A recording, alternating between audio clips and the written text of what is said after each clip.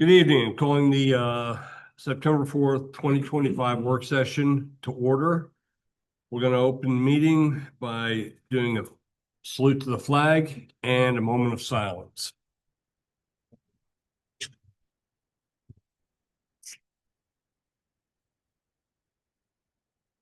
I pledge allegiance to the flag of the United States of America and to the republic for which it stands, one nation under God, indivisible, with liberty and justice for all.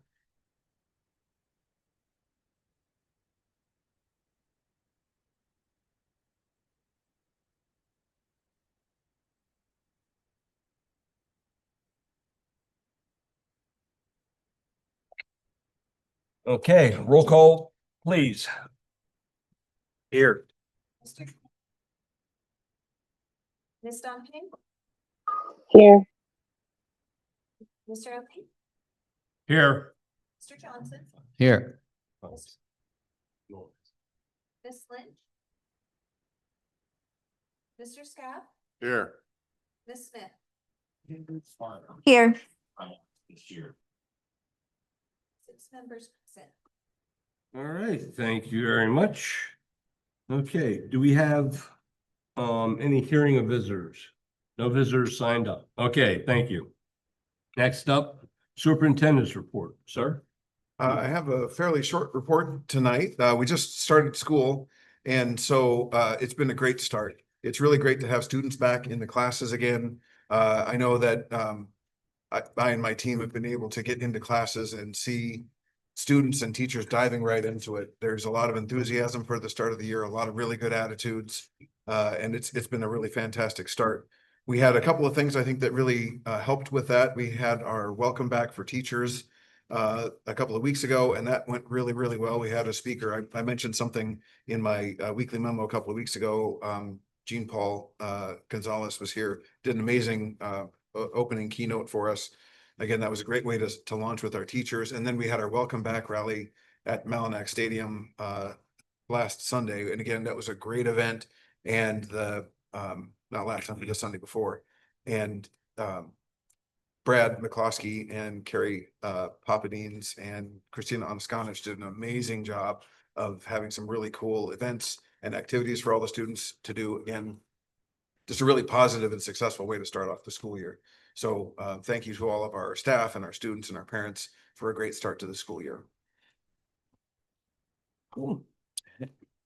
All right. Next up, committee reports. Facilities? Okay. We met on the 26th of last month. And we covered not a lot of things, but we did cover some important items. First of all, in the ongoing sewer discussion with the Mill Hall Borough, it was the sewer that we said we were going to clean out through the summer was done. It was done in June, and it was found that it was clean and found to be in really good condition. However, despite this, even the fact that nothing was used in the kitchens all summer long at either the middle school or high school or Mill Hall Elementary, the borough is still saying that they were blaming the district for some additional grease and some kind of rags or something that were in the sewer system, which really doesn't make any sense because we haven't put anything down the sewer system, and it was cleaned in June, and this was discovered, I guess, sometime in early August. So I guess our David Lindsay was going to respond to them about the ongoing bill and so on, but we haven't gotten a reply from them at that point. So to summarize that whole thing, as you know, as I just said, the sewer system was, the grease traps and everything were cleaned out. They were found to be in good shape. And so I'm not sure what the issue is, why they can continue to want to point the finger at the district, but that remains to be seen where that's going to go. Second item we talked about was the family consumer science room at the high school that's being redone. It was, as you remember, the students in the CTC had come up with the design for it, and they kind of combined their efforts. That design is going to be given to Hoffman Lakey Architects out of, I believe they're out of State College, and they will do the engineering part of it. And then we'll start the actual process of the renovation of it. And hopefully that will be ready and done in off hours and ready to go by the end of this calendar year by the holidays. Third thing we discussed at length was the maintenance plan for this coming school year. As you know, the budget is rather tight. So we have to prioritize. We have a lot of things that were listed as things from the original 10-year plan that we looked at as things that need to be done. But I'm not sure that we obviously have the funding to do it all. We were looking at the two major issues are the HVAC systems and needs at Woodward Elementary and at Mill Hall Elementary. What we decided to do or recommend is to look at those two buildings. I think at Woodward we can use the portable or HVAC units. I don't know what the actual terminology for them is, but they can be used in the individual classrooms, similar to what we had used up at Liberty Curtain. And so I think we were trying to use those to get us through the next year or so at Woodward. And the more pressing issue is the ones at Mill Hall, since because of the layout of that building, there's so many interior classrooms, we can't use those. That have to be done from the outside. So we could do some of those with some of the rooms, but a lot of these interior rooms. So what we're going to have to do is to replace I guess it's the condensers and so on as they go bad. And that whole process is going to cost, I believe, about $960,000 to do both of those projects, which is about what we had budgeted. However, we had some other items that needed to be addressed. First of all, the water supply here at Bucktail for the athletic field. That was on the list. The chiller replacements, of course, that we've been talking about ongoing here at Central Mountain High School. The pole barn over at the maintenance area for storage, which we desperately need for all the equipment. The roof replacement at the maintenance warehouse. There's just a long list of projects that I'm not sure if we decide to do any of them, we'll have to find the funding for them from another source. So I guess the recommendation is to look at the HVAC situations at both the elementary schools and prioritize them. The last item that we got a letter from Mill Hall Borough about the sidewalks. There's a section of sidewalk that's in kind of rough shape, and it needs to be replaced. They told us we have to get it replaced, and so we were going to do some concrete work. So we're just going to replace that entire sidewalk there near the elementary school. So there are projects. Obviously, there's more projects that need to be done than dollars than we have. So we just we have to see where we go with it. But that's where we are at this point with facilities. Alrighty.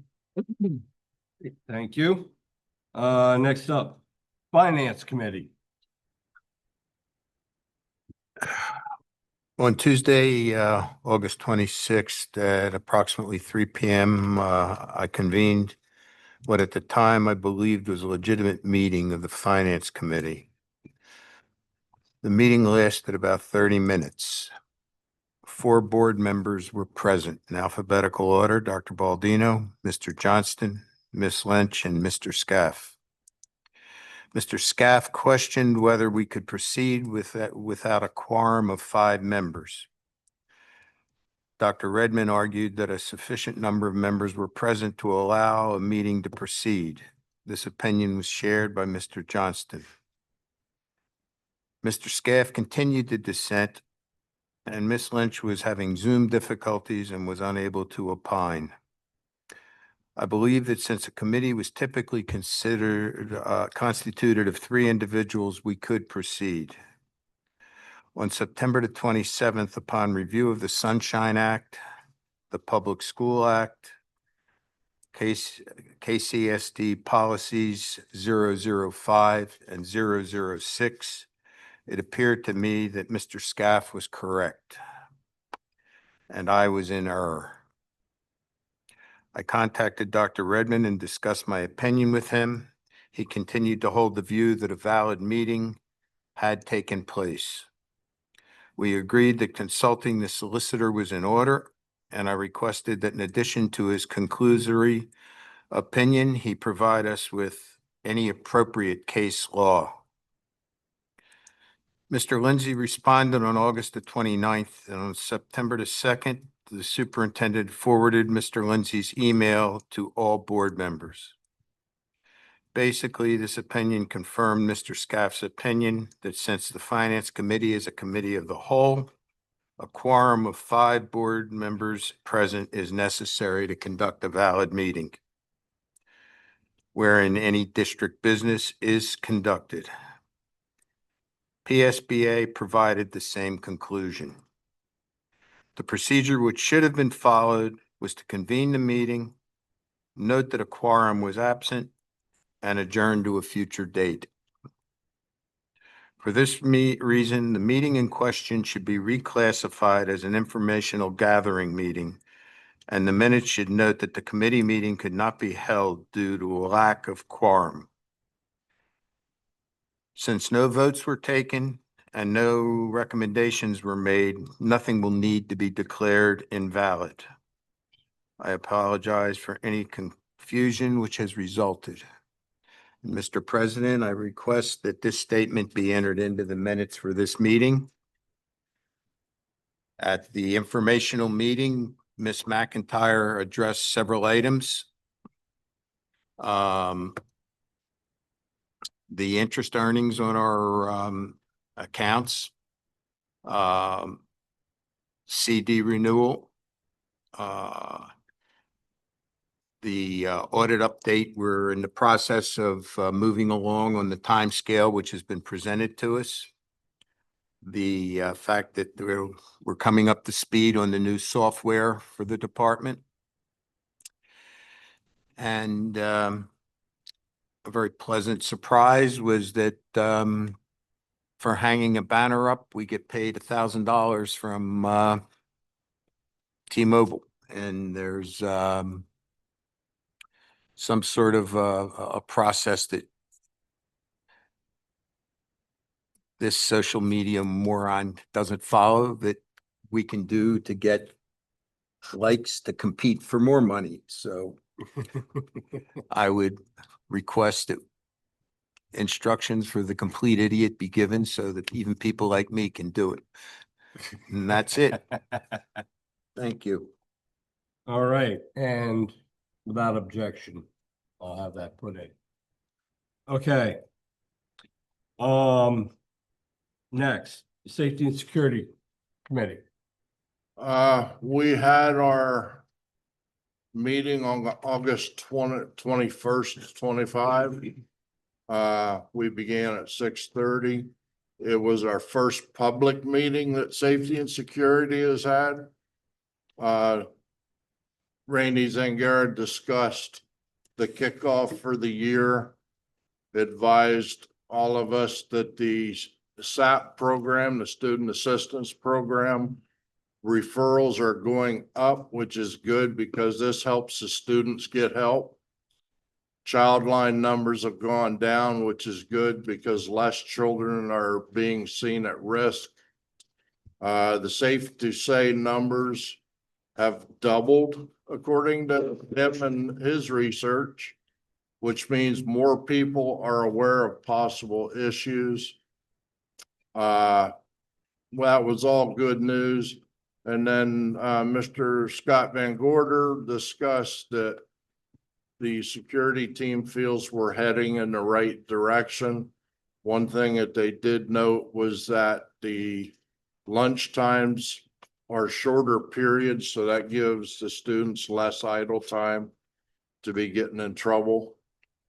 And he said he feels that we're doing okay and things are getting better.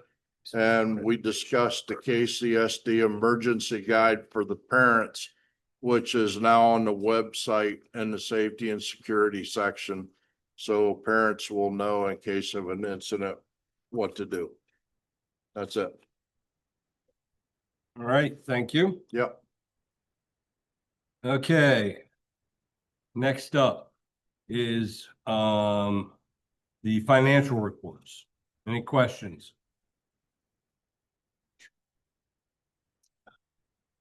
All right. First,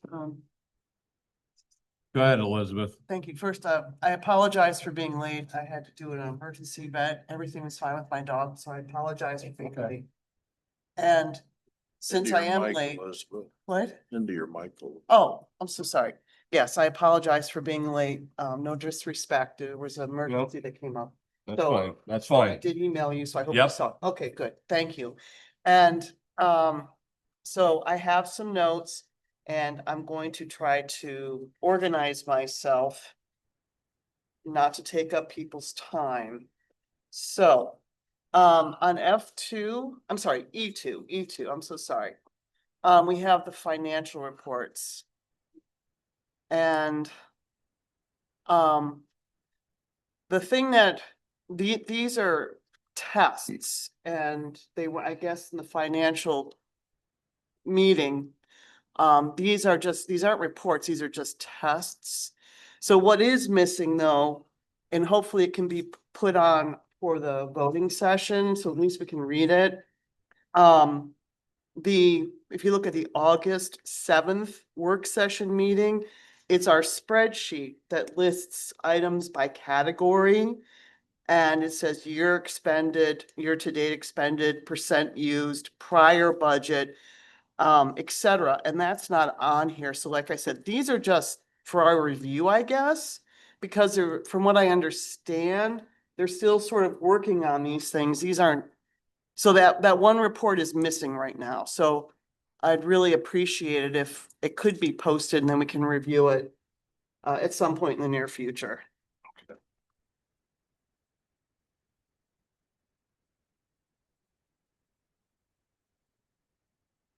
Anything else? No, because there's, Oh, I don't okay, all right. have it to comment Okay, on, all right, but thank you. no problem. Okay,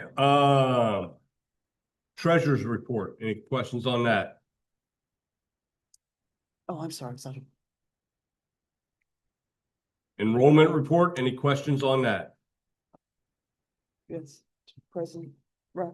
Yes, go ahead, Elizabeth. Okay, thank you so much. Like we had discussed, to segregate out the the Keystone Central School District cyber classes versus the third-party cyber classes, and we see that at the bottom, and I want to thank you very much for doing that. The only thing that maybe when they have enough time, they didn't put in the past years unless that's gonna be just too unreasonable to ask. So if you look at the bottom right-hand corner, cyber school numbers are there, but we don't see the previous columns to its right. So I'll have to check on that and see what Thank the you. burden would be to put those in. I'd really appreciate it. And then if you do just simple math, this is something that might be discussed at a later date. But if we just do some very simple math, and if you add up how many children are on an online program versus last year, it appears that we lost 105 students to online. So maybe that could be discussed in the future, why that is. So typically, looking at the beginning of the school year, we have a much smaller enrollment in our online program over the course of the year. So my guess is that you will see that number change as we get further into the year. That's what, yeah, just to keep it on the radar. Appreciate that. Okay. Thank you. All right, next up. Hey, Roger. Yes, Chris. Dr. Redmond, you're saying that the online numbers will go up. Why would that be? Any ideas why we'd be losing kids out of school and going to? So for a lot of students, as they start to work, I don't know the complete answer. I can give you my supposition. I can get more detail on this. So at the beginning of the year, a lot of students are still working out their schedule. Some of them are changing over to diversified occupations and want to change to a more hybrid model. Or they're doing other kind of internships. And as they work those out, that'll cause a shift for those students to often do the online program. Okay, I think that's kind of the major source of it, but again, I can check further into that. all right. I was just curious. Okay. Anybody else?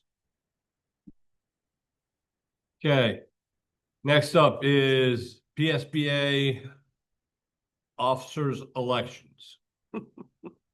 Okay, I really don't understand why they send this out to us because there's only one person for each of these.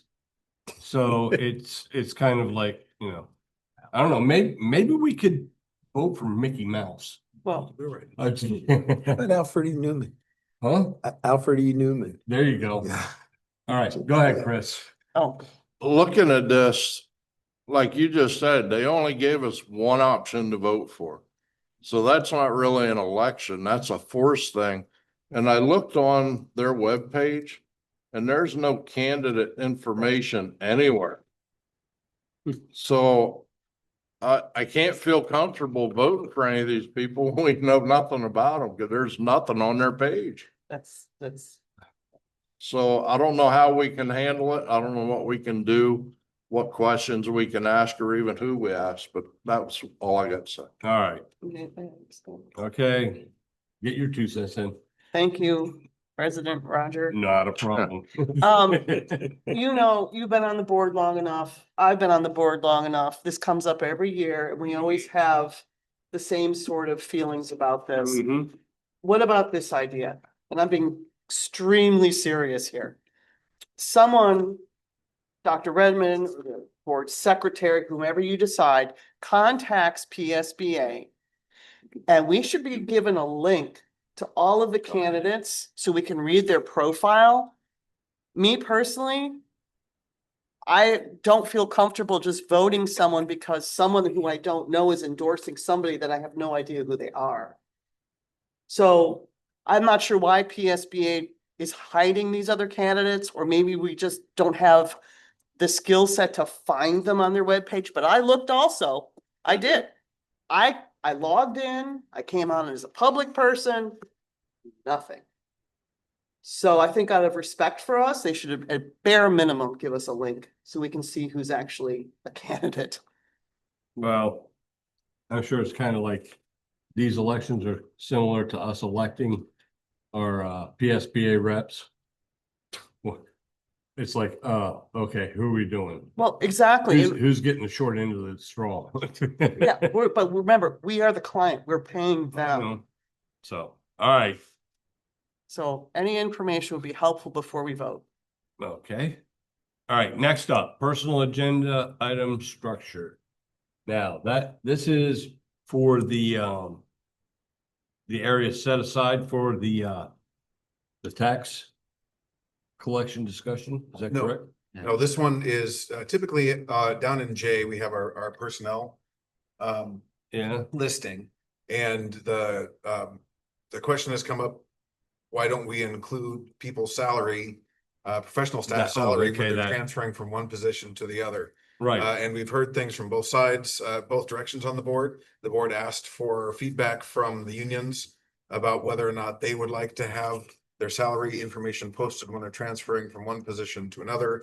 The union indicated very clearly they do not want their salary information posted for a transfer. They said absolutely when the salary is changing or hiring a new person makes total sense. But they would prefer to not have that on there for transfers. We also looked at other areas around us, both Clinton County and other school districts, and for teachers who transfer with no change in compensation, their salaries are not listed when transferring. So I wanted to get clarity from the board about, I need a majority decision on what you want us to put on this personnel agenda.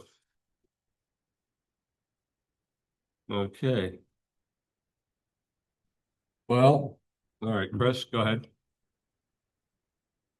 I don't understand why it's such a big secret. I don't care what other municipal organizations are doing. I'm not one that has to follow the Joneses. But I'm just curious what the big secret is. That's all. I don't think it's a big secret. Their information was posted when they were first hired. And it's all open for public disclosure if they want to ask.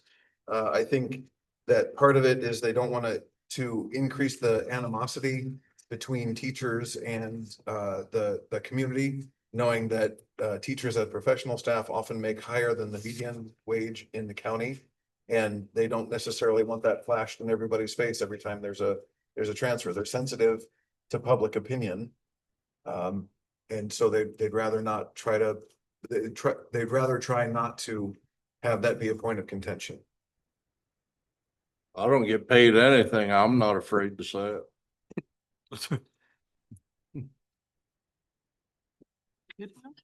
Go ahead. Go ahead, Elizabeth. I personally feel that, and I've mentioned this before, and I understand what they're saying. I understand that. But when you willingly take a job working for a public government or a public agency, there are certain things that I hate to use the word give up, but you do give up a certain level of privacy. And I respect what they're saying, but I will stick to how I feel about it. And the people that I represent want to see the numbers on the reports. So, thank you. Bill? Yeah, I kind of share those feelings. It's a public position and the people footing the bill have a right to know what they're paying for. And it shouldn't be, I think it was offensive. One reply, well, you can go through a public, what was that request? Right to What do you call it? Right to know. No, we shouldn't have to go through that work to get that if we want something. But people have said, why aren't we seeing these? And again, it's a public position. The taxpayers are paying the bills, and I think it's reasonable for them to know what's going on. Jeff? I think it's redundant to be putting it, especially for people who are making involuntary transfers who don't have a choice in making the switch. I don't think that it's putting the number in there every time if they transfer every year, or even if they have to transfer in the middle of a year. I don't see the point. They're listed when they're hired, the salary's listed there. If you want to find out the information, fine, look it up. But I just don't think it's necessary. I think it's just one more thing that we're trying to do as a board to just antagonize.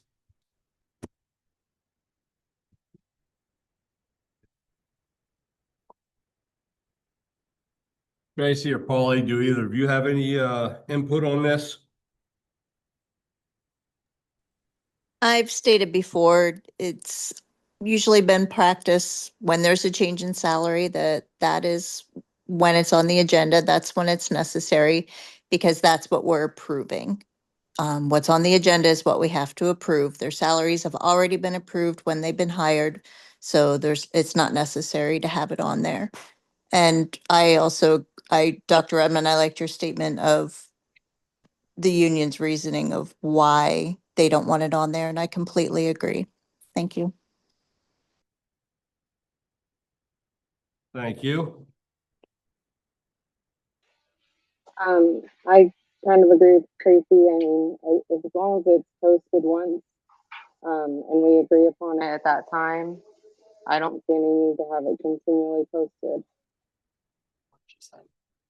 And I haven't had anybody come to me requesting that it is, so I'm not sure. Paulie.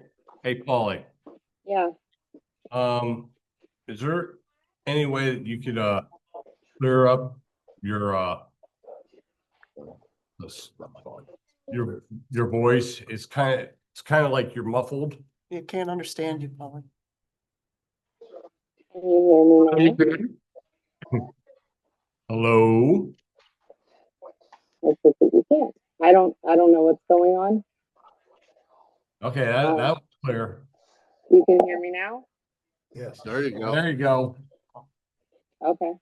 I agree with Tracy. As long as it's posted once, or at least once, then I think that it should be sufficient. I don't think it needs to be, put out there every time. Okay. All right.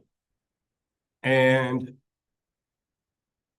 I also am in agreement that, based upon our past practice, we have always listed what they're going to be making. Now, whenever, they end up getting hired, all that information is posted in the agenda for us to vote on. Now, what Dr. Redmond said beforehand or previously about the animosity that teachers would feel, I understand that. I can see that. The fact that we would have to put that out every time, it just kind of throws that their income in the public's face. When they get hired at a certain rate, and that goes up annually per our contract. And it's one of those things where you can see that that's what it's gonna be. And then if you do want to know, and you don't want to do the legwork, then yes, that is whenever you'd put in a right to know request. But it's one of those things that if you look at the contract and you see what they were brought in at, you should be able to tell what they're making. The other thing is that you get a teacher that is getting transferred, okay? And they're getting transferred to an area that they don't want to go. It's an involuntary transfer. That teacher's already got a little frustration going on. Then the next thing you know, we're putting out their income so everybody can yell at them. Hey, you're making more money than yeah. Well, what's that do to that individual? You're going to end up possibly having that teacher decide, you know what, I'm not putting up with this. I'm going someplace else. And at that point, then we're looking at, okay, now we got to hire more teachers. So that's my 2 cents. Chris? I understand what everybody's saying, but I also know that, like I said before, what are we hiding? There's nothing hiding. I'm asking because in 2019, the board made a position. And later that same month, they hired an individual in that was making twice what most teachers and everybody else were. And then there was a second one hired in that was making way more also. So how do you justify bringing somebody in, paying them an incredible wage clear back in 2019? And now it's different. That's something that should be discussed in personnel or by us, Yeah, with okay, the I- executive. That you can discuss that in personnel, but that Well, I doesn't can't go pertain to to, their that- meetings, that doesn't so. pertain to what we're actually looking at right now. Well, it just We're points talking the about finger. putting on the amount that they're making now every time someone transfers. Okay, All right? All right. Next up. So if I could, just. Okay, to go ahead. Maintain clarity when we get to the voting meeting next week. Right now, it seems like there's not a consensus to change.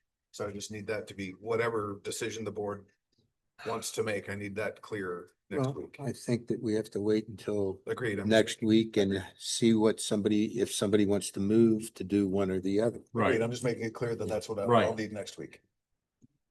Okay. Next up, the 2025 Start Strong Conference. We have a couple of folks, besides myself, Mr. Scaff and Dr. Baldino, who would like to go to the Start Strong Conference. Again, this conference is for board members and myself to learn more about how to ensure we have the right information and procedures to welcome new board members onto the team. So the request is to approve the mileage cost for the three of us to go down to Harrisburg for that conference. And I think that's a really good thing, you know, to be able to figure out what all we need for whenever these new directors are coming in. That way they're not coming in blind. like we did. Yeah, Okay. so. All right, Elizabeth. I'm gonna say it every time PSBA conferences come up. I have shared my opinion with them in person and through emails. We are the paying customer, and why we can't attend virtually, to me, is unexcusable. And if, when you go to the meeting, if you feel that way and you speak to any of them or fill out one of their surveys, please consider sharing those sentiments. Thank you. Or does anybody know, do they do them virtually? No, Cause I've asked before about it and I always got, well, I don't know. no. There are certain Certain classes that they will Okay, do virtually, Recordings. but a lot of them, you have to be there. yeah. Now, I know there's a leadership meetings that you can log on, and they do it like quarterly. So that way, it helps the leaders Mm-hmm. figure out what's going on and stuff like that. Mhm. So, Right, but when I'm talking about these conferences, they could very easily have an IT department there. And at bare minimum, allow other board members to at least listen, if not interact or go into chat, so.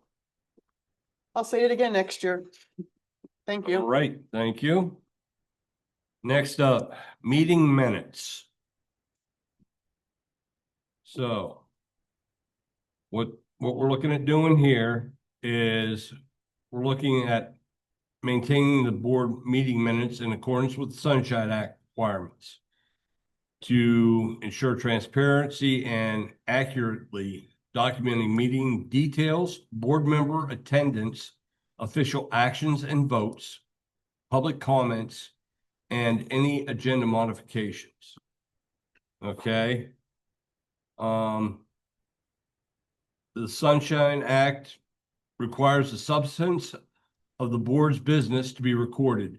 At a minimum, the minutes are to require and contain the following: the date, place, and time of the meeting, names of the school directors present, not required, and they got it in parentheses, not required early arrival or departure in the minutes, the substance of all official actions, and a record of by individual school director of the roll call votes taken, name of all citizens who appeared officially and the subject of their comment and or testimony, and then also any matter added to a posted agenda, including the substance of the matter, the announced reason, and the recorded vote where applicable.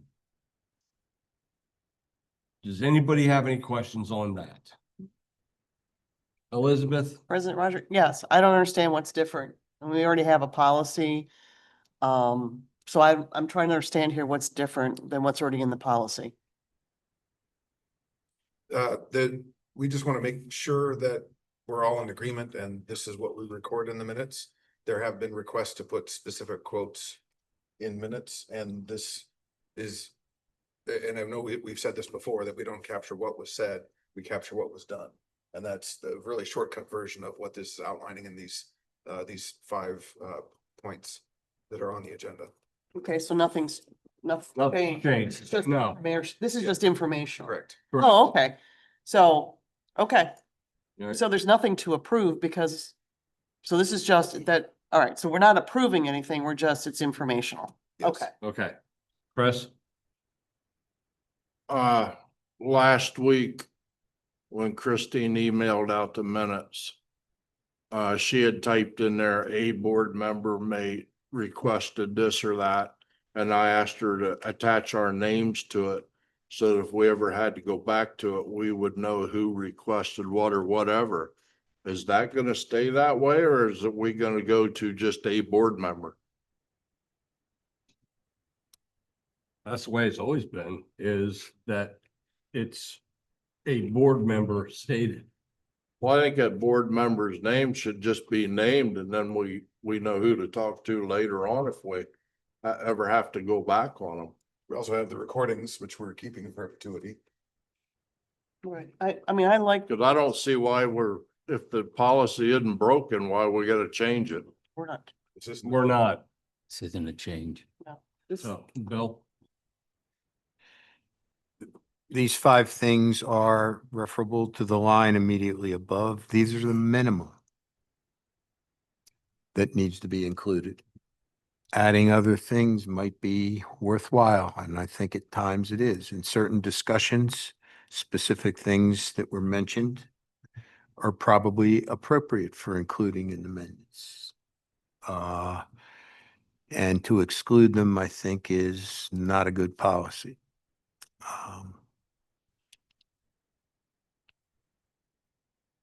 I don't know what else to say. Okay, we'll say this. Bill? Can I Yeah, get I'm a- listening. Can I get a copy of the, what you? I've got it typed out. I was going to hand it to you Oh, or Christine, Okay, whichever you yeah, prefer. that way we can get it Yes. in. Okay, Elizabeth? I understand Robert's rules and I have read it and I'm fairly confident in speaking on behalf of our policies. I will say this, that like during committee meetings, there are some key things that sometimes get discussed.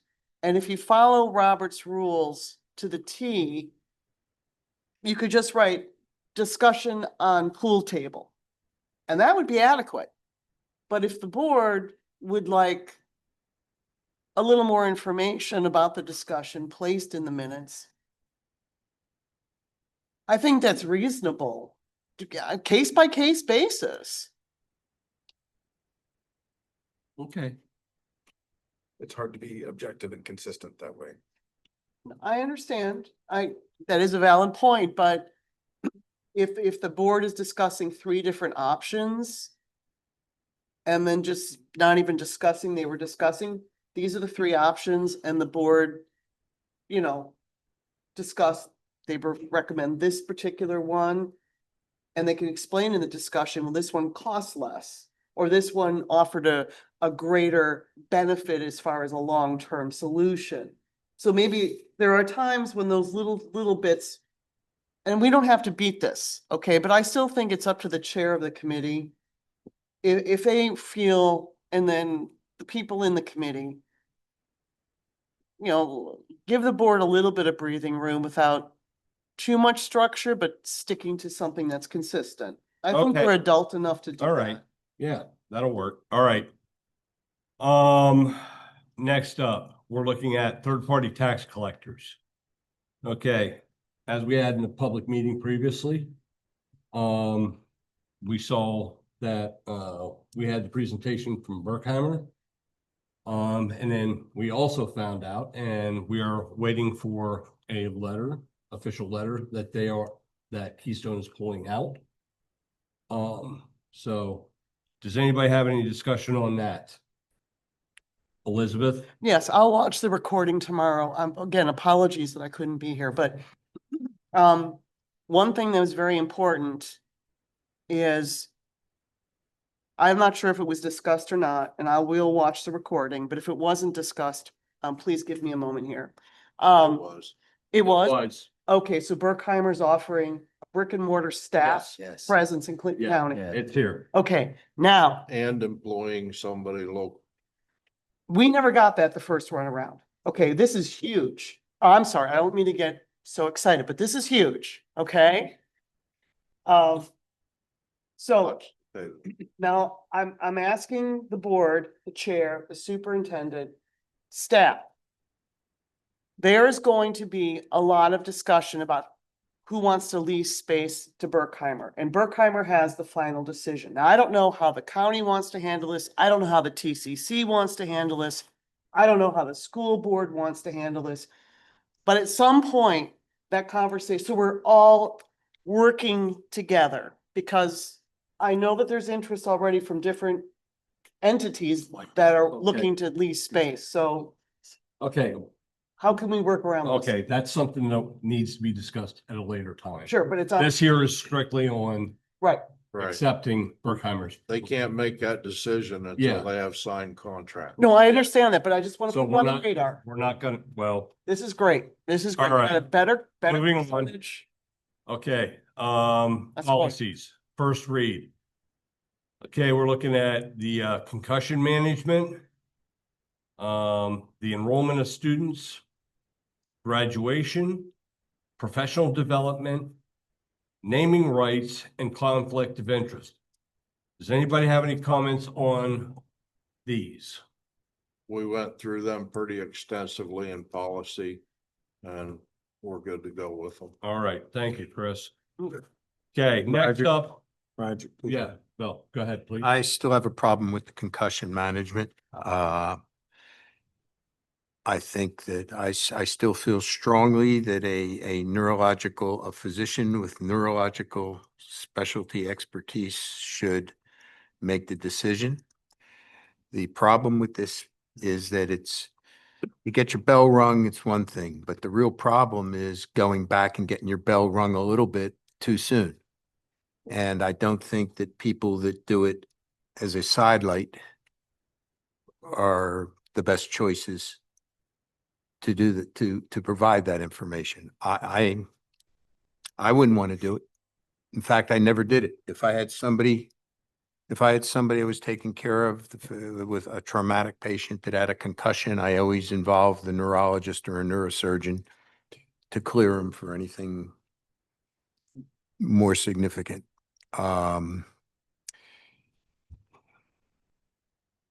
That's when you get into trouble. It's the repeated insults, and it's a subtle change, and it takes experience. And I don't think that people listed in this are necessarily capable of doing that. Okay, if I- well, I'm if I- just wondering, I'm sorry, go ahead. I'm just wondering, because I'm looking at this and it says now granted, it's a psychologist, but they're trained in neuropsychological evaluation and management of concussions, or who has a postdoctoral training in neuropsychology. Isn't that what you're just talking about? No, what is it you want to see? You want an actual. I think they should be Psychologist. seen by a physician, and I think that physician should be either a neurologist or a neurosurgeon. It says there that there's a licensed physician who's trained in Yeah, evaluation, what does that mean? management of concussion. Yeah, I know it says that. What does that mean? They Well, can- you know, they go take a Saturday course and say, oh, now you're an expert in taking care of concussions, which is certainly possible. Believe me, it happens. You get somebody who spends 3 to 5 years of their life doing, intensively studying it before they can go out and go to work, and then gets experience with it on a day-to-day basis. That means something. And that's my opinion, All right, okay? Chris? They stated in there, and we had an individual that came talk to us. But there's multiple levels of people trained specifically in evaluation and management concussions, designated by a licensed physician trained in evaluation. And one of them said that sometimes to get an appointment to get in to see one of those individuals could be forever. And that's why there's multiple levels of people that you're gonna go through. I forget the individual's name that came to talk to us, but it was Excuse me. it was a pretty serious discussion. Okay, hold on, Bill. Let Elizabeth give her. I thought you'd wait. Oh, I'm Yeah, gonna I'm sorry. give my time right now because I want to, that was my question. I need to understand. Maybe it's in the definitions Okay. that's wrong. Go ahead. Bill? No, I'm just saying, I agree. I know it will be tough, but that's something that administratively we ought to be able to work out through one of the systems to say, all right, when we got a kid that's got to get their bell rung, you need to get them in within a day or two, which they can do. Believe me, they can do. It just takes a little manipulation. Okay, but currently, I mean, just telling you what I think, and I'm gonna vote, Okay. I'm gonna vote no unless it's a neurologist and a neurosurgeon. Okay. You gave up your time. Yeah, but I'm asking for a new one. You gave up your time. Just saying.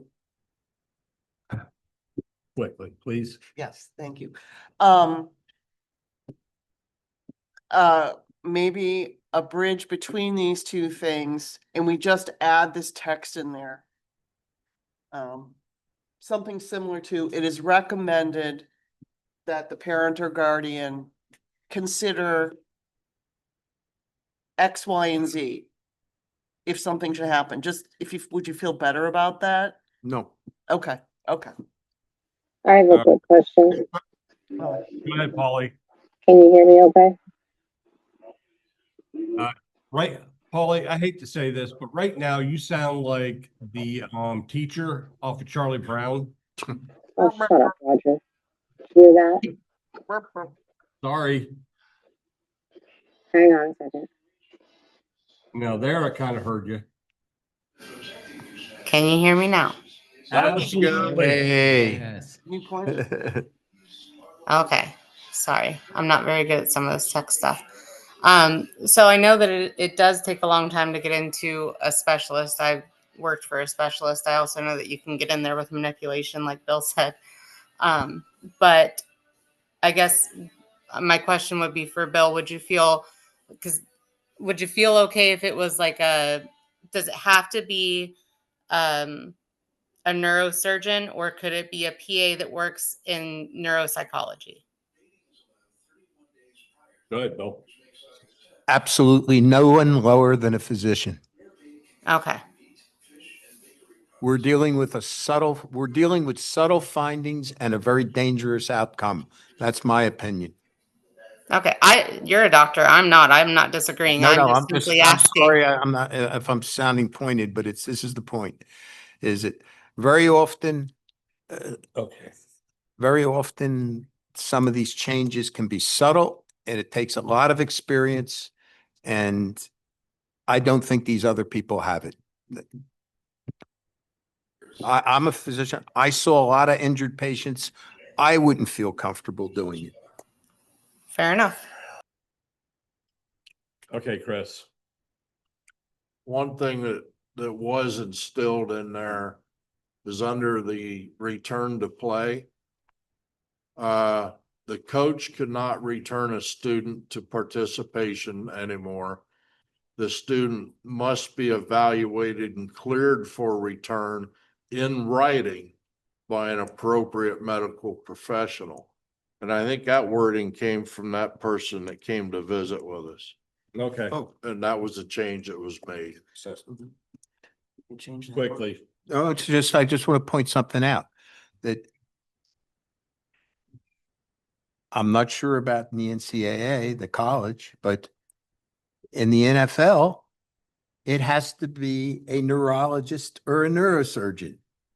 They got them on the sideline, they examine them and tell them when they can go back in, and they have to be cleared by them. If they're doing it for those guys who are getting paid millions of dollars to do it and accepting a risk, shouldn't we protect our kids that are doing it for fun? That would include us paying for that Yes. neuro. Well, no, I'm not saying having the somebody on doctor the on sidelines. sideline. They don't go back in the game if they get their bell rung, you know that, but I'm saying before they Well, go that's- back eventually. That's what they that should be- paragraph I just read, so. Yeah. So, they have all to be right, cleared. okay. Now, Mr. What- President, can I think you were heading where I was gonna go. yeah, but, was thinking about we that. we need to revisit number 5 under section F. I think we were supposed to decide here, or at least discuss whether we're going to recommend a third party to collect both the local service and business privilege or all three, including the real estate tax. What direction, if we're going to approve Berkheimer, what are we going to recommend that they do or have them do? I think that we need to have some consensus on what we feel. I personally think if this, since Berkheimer is the only person or the only company left rather, and they're going to maintain a local office and it's going to be in the county at some location. I'm guessing somewhere central for everybody, or at least attempt to do that. I think it would make a lot of sense, especially if we want to hire a local person, that it would be kind of make total sense to have them collect all three of the taxes for all those reasons. And I know that was one of the major concerns. We're going to have someone local, and especially if we have, if it would be possible to have someone that is knowledgeable from the tax office apply for that position. I don't know that that's going to happen, but if it were to happen, even if it doesn't, you get someone local that knows everybody, that knows the nuances of the county and how the tax system works. It would seem to me that it would make perfect sense to have them collect all three. And if people have questions about their real estate tax, which is probably the one they're going to have the most questions about, they'll be able to go and talk to an individual in person in a local office. And I don't Okay. know if I'm wrong about that, please. Correct me. We currently don't pay anything for our real estate collection. It's all done through First National Bank. So we're not paying anything right now. Mhm. Mhm. So, and if that was,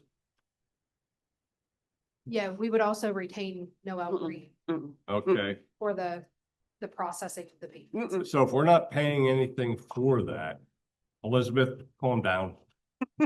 Okay, so if we're not paying anything for getting that tax collected, okay, Which I was not aware. but Berkheimer is going to charge us for that. In that sense, it doesn't make sense to Okay. go have the real estate tax stuff I agree. collected. I was not aware of that. So No, I- I totally agree. So We're we looking at, pay, it would be the local service tax and the business privilege tax. I think would probably be the best. Okay, now. Elizabeth? Yes, okay, if we're closing the tax office, which you folks already decided this last year, okay? We're closing the tax office, no employees, no benefits. Get rid, the real estate is gone. We are not gonna be in the tax business, we're not doing all the employee stuff, we're not doing any of the, no. When she says there's no cost, that's not true. And I appreciate what you're saying, but there is a cost, and we've been told repeatedly that the tax office costs us money. And no, if you want to, please, we're either closing the tax office or we're not closing the tax office. Well, that isn't what we just. Go ahead, Joni. Real estate is a general fund tax. It's not a tax office tax. So LST, BP, and EIT were tax office taxes that the tax office collected. The tax office also collected on behalf of the school district real estate. Remember that whole discussion that they're actually collecting a tax that's really general funds money, and the whole discussion of whether or not they should be charging us, we should be charging them. Well, the real estate is really a general fund tax. It's not a tax office. So if we close the tax office, that would include EIT, BPT, and LST. Yes. So the real estate really should stay, in our opinion, and that's okay, you don't have to agree, in the general fund. And we are going to retain Noelle anyway, and she's an expert doing that. So right now, and we are running it through First National Bank with a lockbox. It cost us no money to have that lockbox, and we're already retaining Noelle. So there is no additional cost, but I don't know why we would turn around then and pay for another company to do that. Okay, there is a cost. Okay. You wait. Chris? I believe that we need to give them everything. I love Noelle. I think she does good, but she has an offer that she could go there with her expertise also. We are in the business of teaching That's right. students, not tax collectors. That's right. And when you end up paying the benefits, the salaries, and then secretaries to help out and everything else, it does cost the school district. If we're gonna hire tax professionals, let them do it. That 2.25 or whatever it is they're gonna collect is gonna be less than 8-year, 9-year benefit packages. It does cost the school district. We're not in business to do taxes. We're in business to teach students. Well, it's $1 a bill. And how many bills? And so how many would that be? We'll come up with a cost. We're 'cause still gonna get money out of it. Show me how much benefit packages for 10 years and salary versus what we're gonna lose paying somebody else. Show me that. And also. Elizabeth? Yes, okay, when we look at expenses, first of all, Chris is absolutely right.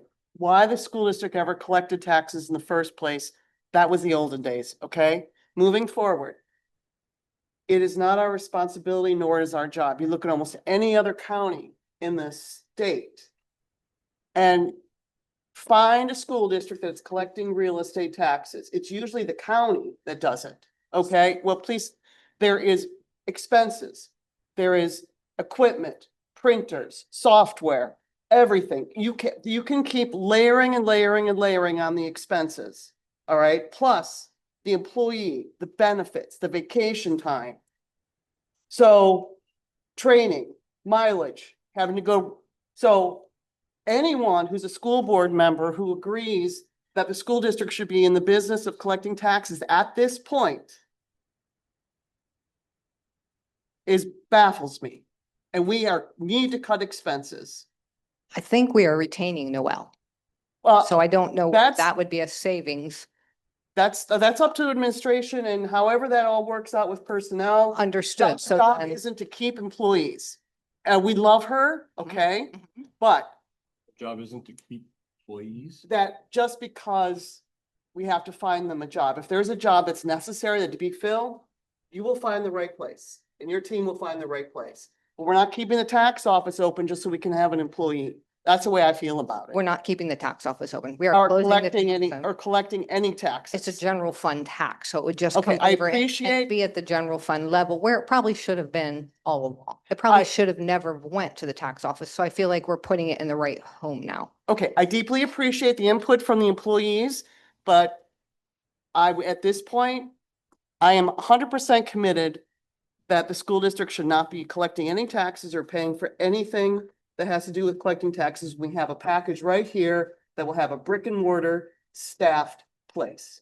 Okay, If, I think we know your opinion on that now, Elizabeth. Thank you.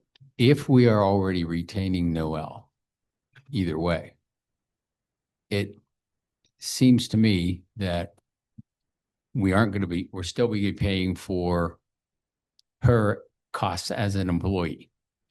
So it would make sense to let her continue where that is, and where is her area of expertise. She probably knows it better than anyone in this room. And if we're already paying for her as an employee, I don't see what the point is if we're going to then turn around and pay Berkheimer to collect the tax that isn't costing us any money right now anyway. So exactly. And I don't know, if we weren't going to retain her as a staff member, then that's a different story. However, since we are, I don't see where the savings are. I mean, if we're going to be, rather than I don't know what it would cost for Berkheimer to do it. I mean, you guys could calculate that for us, I'm sure, but I don't see the point in, you've educated me here because I wasn't aware of all of that. So it seems to me that it just makes sense to just keep her there to do that. Yeah, and there's still work that would need to be done, even if the tax office closes, there's still work that needs to be done in the school district for the taxes. So that's why we wanted to retain Noel, because there's no room left in the business office to retain any other work. There's nowhere to give. Roger. Chris? I don't want to see Noelle lose her job. And if we have a job for her that she's beneficial at, keep her. Absolutely. That's it. But if she also is what you're saying, then why are we getting rid of all the other taxes? Why not let her do that? Why are we closing the tax office if we don't need it? We Well, are you're- not in the tax business. We're here to teach students. Mhm. That's You it. you already know the answer to that, Chris. Yeah. Okay.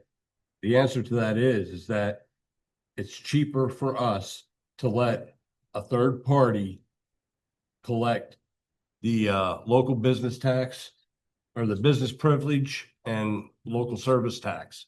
Mhm. Okay. It costs us nothing to collect the real estate. It still does. Yeah. Software and everything else, it does. Okay. Well, I think everybody knows where everybody stands. All right, let's move on. Minutes. We're still working through policies. Well, we concluded the concussion. I asked if anybody had any questions on any of them. Okay. And the concussion one was the only one that came up. So we're moving forward to the minutes. Does anybody have any questions on any of the minutes? Okay, bills for payment. Questions? Yep, I got some. I know you did. Yep, that's right.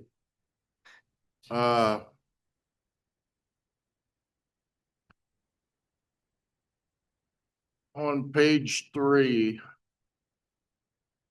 Well, on the whole thing, I like where Joni and Chrissy are going with how that page is laid out. But one thing that's missing is we used to have the date a bill was paid in there, and that's disappeared. Like to see that back so we know what days are being paid. Let me scroll down here on page 3. Or page 4, I'm sorry. There was a thing called Blast IU 17. Mhm.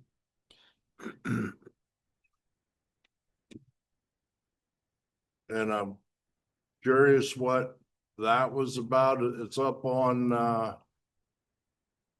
top of page 3. It's Blast IU 17, 6,682.15.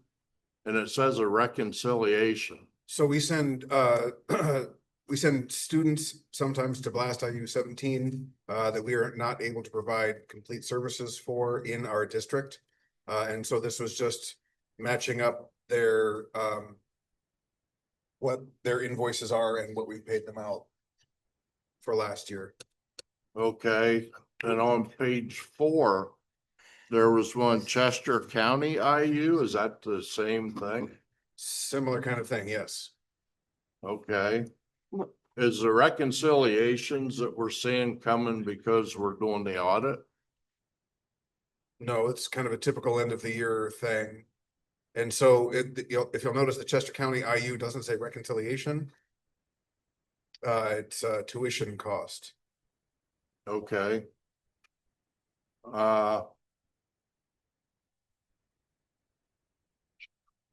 On page 4 under Comcast, a 13,389.91 says district-wide services. Is that for phone or just internet or? That's our fiber connection. Okay. I thought that, but I wanted to make sure. And then right down under that, connectivity communications. Could somebody tell us what that is? Because there's a ton of money going to that company. And it looks like it's advanced threat and all that. Is that all stuff Looks that's like- new because of the problems we've been having? No, this looks like all of firewall related and cybersecurity related services. Is it working if we're having all the problems we're having? Well, because of these services, we're able to stop those attacks when they're coming in. A denial of service attack will stop traffic from going through any firewall. Okay. And down, if you go into the F section, it says final site, active internet technologies, over $20,000 for a communication package. That final site is our website provider. Okay. And I'm just curious, there's on page 6, there's a lot of reconciliations going on. And that was another question. Is that because of the audits going on? No, this is just end of year. We just, it's cleanup of bills. Okay. And if you go down, I'll trying to get down to the page here. My computer's going real slow. On page 21, there's 3 entries for a huge amount of money for change orders and a custom order for K-12. Page 21. Is that, Oh, K-12, okay. is that something that changed? Is that all furniture or new furniture or? Yeah, that was the furniture order for Liberty Curtain. Okay. Cause I know we had discussed that before, but when I saw change order, that triggered something what we were doing. Yeah, there's a couple of small adjustments, things that we found out we needed after things had been delivered. Okay, that was the only questions I had. Sure. I'd have sent them to Joni, but I just got into emails today, so I couldn't do it. Okay. And I figured Dr. Redmond will need to answer that security stuff. Okay. All right, Excuse. Elizabeth? I'm done. Okay, a couple of months ago, when you were putting out your bids for supplies, and one of them was art bids. And at that time, I said, okay, well, last year we saw a whole bunch of other items purchased under art supplies. So I requested at that time that we're not gonna start seeing all these continual additional art supply purchases. And we never really had a discussion about it. I guess it was just taken as I said a word, couple of sentences, and then there was no discussion. So now when I'm looking at this again, just like last year, we have page 3, page 5, page 6, and page 7. They're all generally, it looks like art supplies for our students, which we want. But this is where I'm going back to the annual bid process and just piecemealing what we need. So when this comes up again later this year, I think it is, or beginning of next year, please just consider keeping track of all these art supplies that we're buying here, buying there, staples, and possibly put it out to bid. It'd be, we might save some money and less staff time going through all of these individual items over and over again, year after year. And I just had one other quick question. On page 6, towards the end, it says Saxon and Stump. That's the TCC's hired attorney firm. Yes. Do we know why we're paying that bill? He gave a presentation to us. He charged us that much money for, okay, all righty, okey dokey. We got charged that much money for that little presentation. It's the cost of doing business, unfortunately. Well, I didn't, Okay, okay. Thank you. next. The lease. Anybody have any questions about the lease from the county sheriff? Yeah, what does it, what is it? Are we responsible for all maintenance and Yes. everything on that done? Yes. Okay. Yeah, cause it's not truly ours. We're just leasing it, even though it's only, what is it, $1? It's $1. $1. Yeah, I didn't know if because of a contract like that, do they have to insure it or No, do we? That- do we- that's part of the agreement is we would carry the insurance. And Okay. Oh, You done, Chris? Yeah. Elizabeth? thank you. This sounds like a really great program. Can you give us any history or anything? It Sure, sounds like some a- time ago, I presented the idea that the county wanted to give us a car, an old sheriff's car that they didn't need anymore. But because of the laws of the Commonwealth, they're not able to just transfer Mhm. something from them to us. So this was the lowest cost, easiest solution for them to be able to support the school district and in particular, our emergency management CTC program. Great. So that's a partnership between the sheriffs, the Lock Haven Sheriff's Office and our CTC That's great. program and our emergency management. class That's wonderful. specifically. If we could consider when we vote on this, if someone wants to send if we decide the majority to send a thank you to them, I would really appreciate that, you know, I'm sure Mr. Waldrop's class would be happy to. that'd be great. The reason I asked my question, Roger, is because on number 9 in there, it said we have to obtain approval from the county for any servicing or any repairs. Who's gonna be in charge of doing all that and watching it? The CTC program teacher. Okay, That's great. all right, that's fine. All right, Mm, next up, personnel. Questions, comments? Okay. Next, athletics and student activities personnel. Questions, comments? Well, Chris? Is the curriculum committee, who writes all this stuff if curriculum committee is not met or anything? Who's doing it so that the board knows what it's about, what's going on? Because we Well, have a curriculum committee, correct? yes, And I'm told that they haven't been meeting. actually, we did have a meeting recently and, the staff writes this stuff as is the case with other committees. And if we didn't have a committee structure, it would just come straight to the board. And so that's what this is. And the work study in particular is the chance for the board to look at the information that's provided to you. Okay, So not everything always has to come through committee, although we often do use that structure. well, I'm asking because the next, one of the items in there is on second step.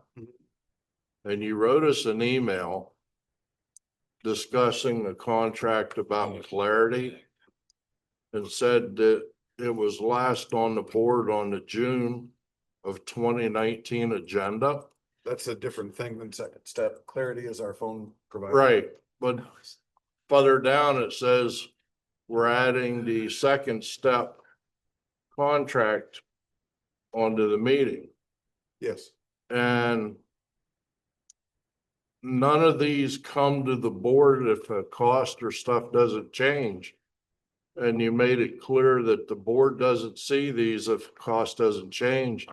And I feel that the board should be approving every contract, even if it's every year. And it doesn't change, we should know about it because it's our job to look at things to get the most bang for the. There's contracts out there, as you're indicating, that don't even come to the board because the price doesn't change. I got a problem with that. I know it could drag some things out, but we're not doing due diligence to the taxpayers or ourselves if we're not looking at contracts. And then in your letter, Yep. Like I said, we're just following past practice. yeah, you said normally this would not come back to the board as the cost and content of a contract or identical to the one you approved last year. It's an ongoing expense. I think these items need to come to the board every year. And that's why this is now in front of the board. Well, Well, not, this is. it doesn't. because- Yeah. That's a slightly different things. So I hear you, Chris. I hear what you're saying. My point was the way we've been operating is that if there's no change in content or cost, when the board approves a contract, we assume that the board approves a contract. And if there's no changes to that contract, we assume the board has already approved it. And again, that's not something that I made up. That's kind of the way things have been operating for years here. And as far as I know, everywhere else is operating kind of under the same thing. Well, If the board wants to change that, of course, you need to inform me and then we can start working Well, on then what that. I means. think we need to, because with the shape we're in, not looking at contracts is not a good thing. But my original question was, if there's not been curriculum meetings, I'm just curious who brought stuff up and is making these rules. Because What rules? when we get to the Clay Target League, okay, we just voted on that and changed it. Now I found out that we did the wrong thing. Now we got to change it. Why didn't we have all the facts before we did it? Which I don't. So maybe if we can go back and start at the top and kind of work through Thank you. the section Yeah, here. So I yeah, can kind yeah. of follow along, Chris. All right, so let's start back with the athletics and student activities personnel. Okay. What, Thing there. is there anything there? I don't understand what we're looking at. K1. Okay. I know, thank you, I'm sorry. It says options for consideration, option one, blah, blah, blah. No, we're on K1. On K1. Oh, I'm sorry, I clicked on the wrong number. Because I was- Okay, so nothing there. Okay. K2, I have a Go question ahead. about something. Hold on. I'm good with everything. I mean, I'm really in favor of this, but, and Dr. Redmond and I discussed this. I'm concerned that one of the provisions is the kids are going to provide their own helmets, Mhm. which I'm a little concerned about. Thank you for that Yeah, question. and- It's some clarification on that. I'm sorry for interrupting. Yeah, please. I talked to Mr. Peters and it's part of the PIAA rules is that the umpire has to inspect every helmet before the game. So there's oversight on what helmets are being used. So and that they're, has to follow they're some standard. real helmets. Yes, there's real. Okay, that was my concern. Yeah, nobody knows that. so we, Yeah. they can't use one of the Phillies or Pittsburgh Pirates hard hats that they give out? No comment. The one you Okay. buy for $3 at the. Yeah, no. All right, okay. Does it deal with the middle school baseball? K2, Hmm? middle school baseball. Yes. Okay. Okay. Okay. Ed, All right, first, this didn't go through the curriculum committee because the curriculum committee canceled. Be that as it may, I wish they would have rescheduled. So this could have been discussed in grave detail, if so one choose. First of all, I totally support the baseball teams. And I was the one who actually brought up JV to help our previous athletic director to get a Okay, better all right. teams, okay? Move So on. I want everyone to know that I support it, okay? Okay, yes, now, All right. Now, the location is where the ground is normally very squishy and wet. It's a seep or a spring. If this is the area that's behind the Homestead Estates, is this the location that they're talking about? That's actually parallel to the new track at the Central Mountain Middle School? Is that this location that they're looking at? Says here that the school's existing athletic field can be adapted for baseball with minimal upgrades. Because if that's the case, I mean, I walk that area a lot and it's been known, I mean, it's squishy. It's just squishy continuously. So the location, I wish this could have gone through the committee to be discussed. The ground really is not a usable ground. That's why it got abandoned years ago. But so be that as it may, that's number one. Number two, an option for a second location. Again, this is something the committee could have talked about. We could have partnered possibly with a park system that already has a functioning baseball field, or maybe in front of the Central Mountain Middle School, there appears to be enough area and that is a nice hard packed sod. So again, that to me, I'm not going to be approving this because those discussions haven't happened yet. And also this, I don't know the schedule of the Little League and this schedule. Are they going to conflict? Are they going to be in? that's not really our concern No, about that. but- So that doesn't deal, okay, this is strictly about the school creating this, okay? We're not worrying about Little League, okay? We're talking about creating this, okay? That's a committee discussion. You're absolutely correct. That should be a committee discussion. And my last one is parking and ADA. Okay, that's always an issue. And if they're looking at that lot back in that corner by Homesteads where the ground is always squishy, there, as far as I know, there's no ADA, there's no parking right there. Okay. So I want to approve this, but I can't approve it as presented. So if they want to come back Okay, with, so this is all your opinion, correct? That's what you're saying, is this is Observation. your opinion. observations It's that your I'm carrying. opinion. Okay, thank you. Chris? Yeah, under number 8 in this contract, under facilities, it said the current field located below the Javelin area is a softball field with sufficient space to be converted.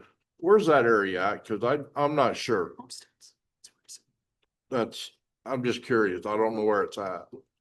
Yeah, it's by the old Hummer field. Kind of further towards the the railroad tracks. The Homestead Estates. It's on the corner of Homestead where they have all those water issues. Okay, I'm just curious. I didn't Okay. know where. Yeah, so All if right. you go, where the track is.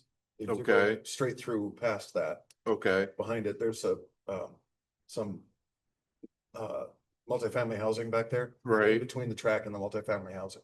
okay. Thank you. All right. That field had been used in the past for baseball and I mean, they seem to have used it without too much of a problem in past years. I know that tends to be wet back in there. That's certainly true. But I think the major issue we're talking about here, are we going to approve the program or not? I think the details can be worked out. I don't think that, as the budget is as presented, is not going to break the bank. And I think if it's an opportunity for those kids to play baseball, I think we can work out the details. I totally agree. What else do you have to ask? Well, if there would have been a committee, Okay, gotcha, we've heard that that's 15 why- times from you, all right? that's why I'm sorry. What I'm else wasting is your there time that we're here. dealing with here? Okay. What else? Other than an opinion? Well, when we did the clay target shoot, We are not Well, talking about clay targets now, Elizabeth. We're talking about middle school baseball. yes, but please let me finish my sentence, okay? Please. When the clay target came before us, we weren't sure, and we thought, let's make it a club first and give them a year or two to see how it worked out. And I think everyone is pretty happy with how we did that. It was a club first, and they got their other ducks in a row, and now they've expanded, and they're an incredible athletic group that we have. So was this discussed at all with the group that this might be a club the first year so they can kind of work things out, maybe try whatever they need to If we try? do that, it's gonna run into a bunch of problems with BIW. Have I'm it not just a sure. club, Yeah, it would be better to have it as a typical. a middle regular school school team. Correct. I agree. I don't see Okay. I don't see the comparison here anyway, because Yeah. the Clay Target was an outside organization that we brought in as a club initially, and that's why we did that. This is a school sponsored activity, and it should be as an extracurricular activity, just like the rest. And everything does not necessarily have to be run through a committee. My goodness. Okay, calm down. Okay, No, we don't discuss. let's move on to the Clay Target League. I know you're gonna say something, Elizabeth. Go ahead. Well, I think, No, I was gonna let Elizabeth talk because I know she has something on, she was going on about it, so. if she has Go ahead and something, get it out. Roger, we have to listen to everybody that has an opinion. Oh, I'm planning on it after, Okay. I'm giving you the floor, Elizabeth. I actually wasn't gonna make a comment because I have already expressed how deeply I appreciate this and how the community appreciates, and they do an excellent job. Okay, I'm happy. I wish we were here last year where we are today. okay, thank you. Chris, I agree with what we need to change here wholeheartedly. I think this is a great thing and the clay target thing needs to go on. I just wish we'd have known these rules before we just voted it in as a club. That's all. That's all I had to say. okay, That way we wouldn't be putting it in, taking it out, right, redoing it. That's all. okay, And I think that. if I this had- have, sorry, Chris.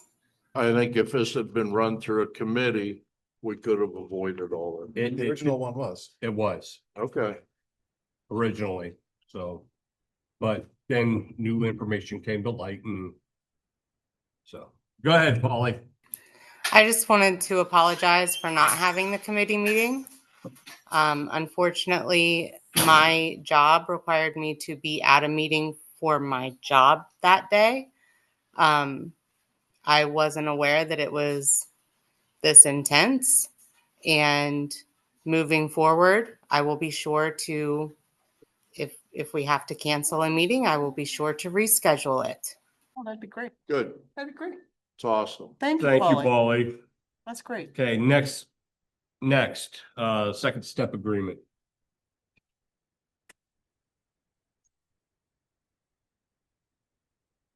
So we're just looking for some guidance from the board. We would it'd be great to go with option one because it's multi-year, but we didn't budget for a multi-year. And so we're worried about affordability. We would like our preference is to go with option two for second step at a cost that we predicted. And then hopefully next year we will be able to budget for a multi-year deal. Okay. Elizabeth? Is this something you've been using for years and years? Yes. And Mhm. yourself, if this is a quality program that you really like, I'm sorry to hear that it wasn't budgeted for. It wasn't available to us until after the budget was written. The multi-year deal we didn't know about till after we had written the budget and it had been approved. Oh, I'm sorry. Thank you for the clarification. Okay, so okay. Well, you would save money, obviously. So your team can't tweak?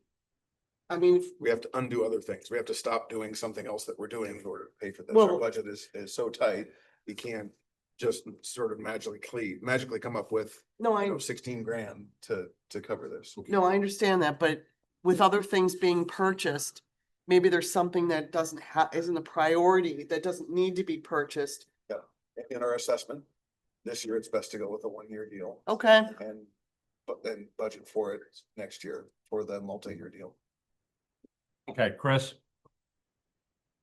Once again, I'm gonna refer back to that letter you wrote.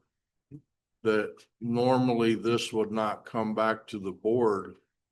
As the cost and content of the contract are identical to one approved last year. I'm gonna ask that. Any contract does not just get automatically approved, that the board puts eyes on it and looks at it. We should not just have contracts that go year to year to year and we never see it because we don't even know what it is. Now, I agree with Dr. Redmond. We cannot do the 3-year deal right now, so let's stick to the 1 year. But if there's any other contracts out there, I would like to see a list of all of them that we never see. And if they're being approved, I'd like to see the list of what they are. That's it. Okay, no. Bill? sorry. Just, I don't know, Frank, I agree, we need to go with the 1-year thing. But is it possible to get them to give us figures ahead of time so that if we can get a better deal No, for no. the next one? Yep. Yeah, all right, that's all. Thank you. Yes. Finish up your statement, please. Thank you. I agree with Chris, and I've been saying it for multiple years.